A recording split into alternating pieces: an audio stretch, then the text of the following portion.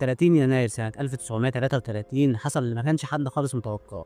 الرئيس الألماني بول فون هايندنبرغ قرر يعين أدولف هتلر المستشار الرسمي الألماني علشان يهدي الشارع ويحافظ على استقرار البلد، لكن في الحقيقة هو سلم مفاتيح البلد، علشان بعد أقل من شهر واحد من تعيينه البرلمان الألماني الرايخستاج اتحرق، واللي خلى هتلر يستغل الحادث ده علشان يعمل مرسوم الطوارئ اللي سمح له بالمناسبة إن هو يوقف أي حد من غير أي محاكمة، وفي خلال أسابيع بس بقى عنده سلطة مطلقة في البلد.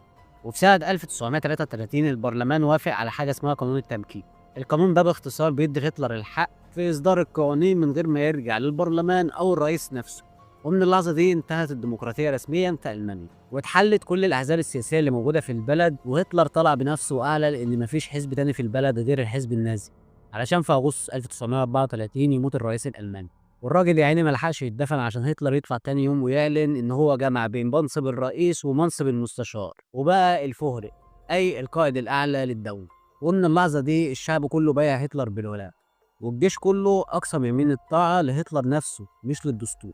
وبدأ يكون عنده حلم إن هو يكون الرايخ الثالث ويعمل الإمبراطورية الألمانية الجديدة، إمبراطورية ترجع لألمانيا حقها اللي خسرته في الحرب الأولانية. بس في مشكلة صغيرة قد كده، فاكر المعاهدة اللي اتوقعت في أول الحلقة؟ المعاهدة دي فيها بند بينص على عدم تسليح ألمانيا، يعني من الآخر ما عندوش جيش،